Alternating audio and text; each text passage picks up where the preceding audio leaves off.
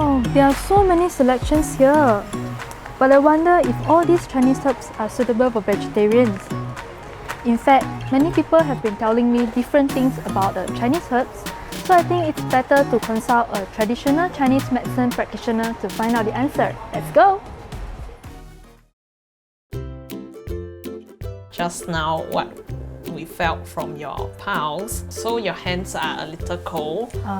It could be that your blood is weaker or not enough, because one of the main functions of the blood is also to warm our body. Because actually I'm a vegetarian, so okay. I'm often puzzled by how I can recondition my body without using any meat. So may I know what TCM's perspective is on vegetarianism?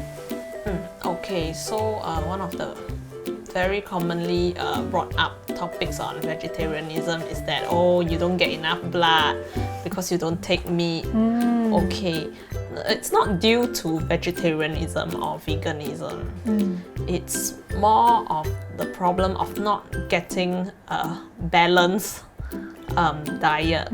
So in Chinese medicine's view, it does not particularly encourage vegetarianism or doesn't particularly discourage someone from having a vegetarian diet.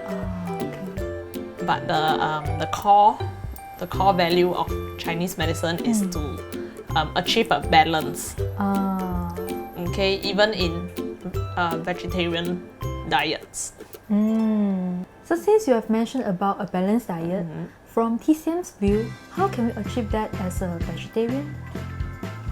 Okay, so as we have mentioned earlier, we can enhance our diet by eating a variety of plant-based food.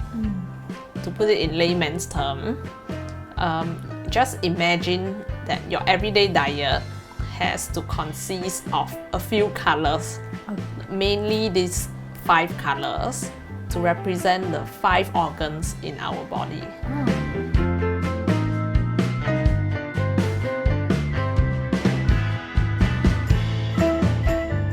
So depending on your body type, some people might be more on the cool side, some people might be more on the warm side, but sometimes there might even be a combination. Okay, so depending on your body type, you should choose which kind of fruits or vegetables that you should consume more or which kind you should consume less.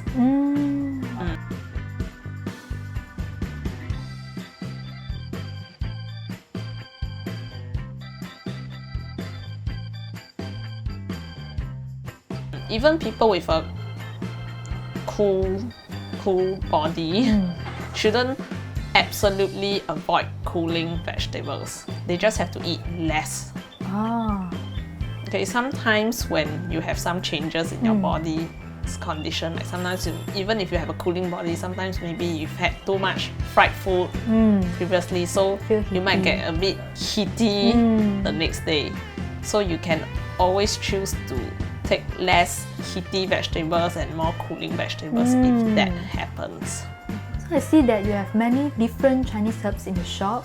Would you mind telling me more about some of these herbs? Sure, I'll be happy to share with you the herbs that we have in our shop. Okay, so let's go.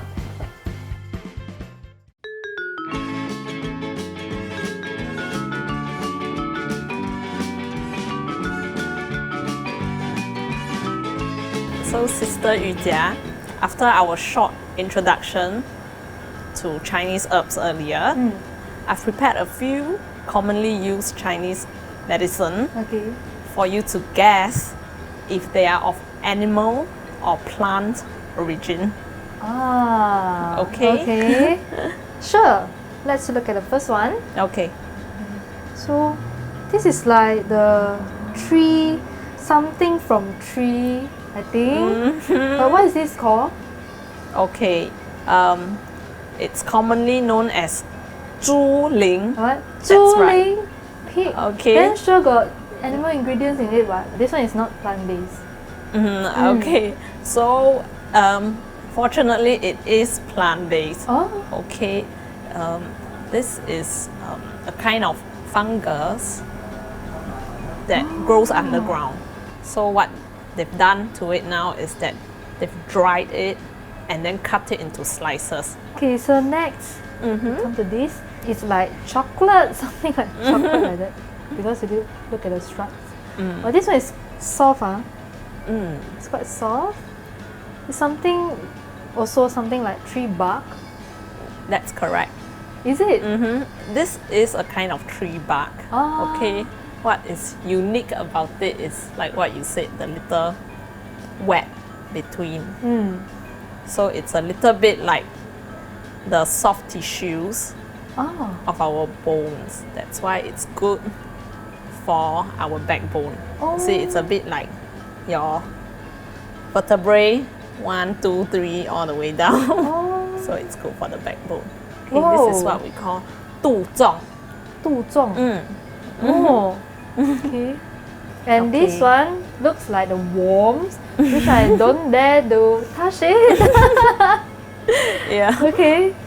This looks a bit like its more famous cousin, okay, cordyceps, 冬虫夏草. So actually, this one we call it as 广西虫草, or people will know it as 地蝉. 地蝉.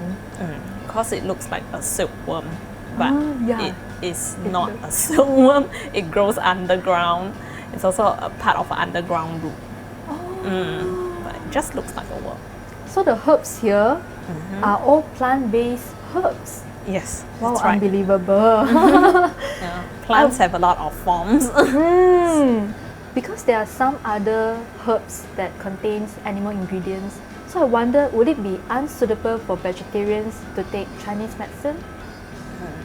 Of course, there are also animal-based Chinese herbs, but there are way more plant-based ingredients in Chinese medicine, and for most of the animal-based medicines, we can always find suitable plant-based substitutes for them. So I believe vegetarians or vegans are perfectly suitable to take Chinese medicine. That's great. So like the plant-based herbs here, even they contain animals' name in it, but they don't carry any animal ingredients in it. Yes. Right. Okay. So another question for you. Actually, the common practice of brewing food tonic, such as the 10 essence herbal soup, 十全大补汤, and the 4 herbs tonic, 四神汤, is to include the meat in it. So may I know what is the effect of including the meat in the soup?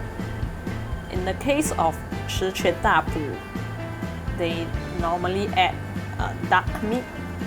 Duck, okay?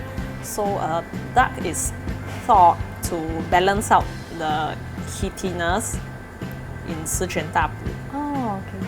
But of course, if you are vegetarian and you wish to include something that has similar effect to duck meat, there's also plenty of other plant substitutes.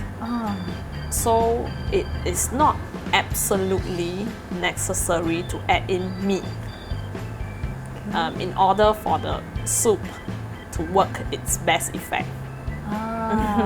If you are worried that it gets too heaty, you can add in other herbs to counter the heatiness. For example, 玉竹, to mimic the effect of duck meat in the soup. Okay. So we have learned a lot about Chinese medicine today, and thank you for sharing with us. Shirley, thank you. No problem.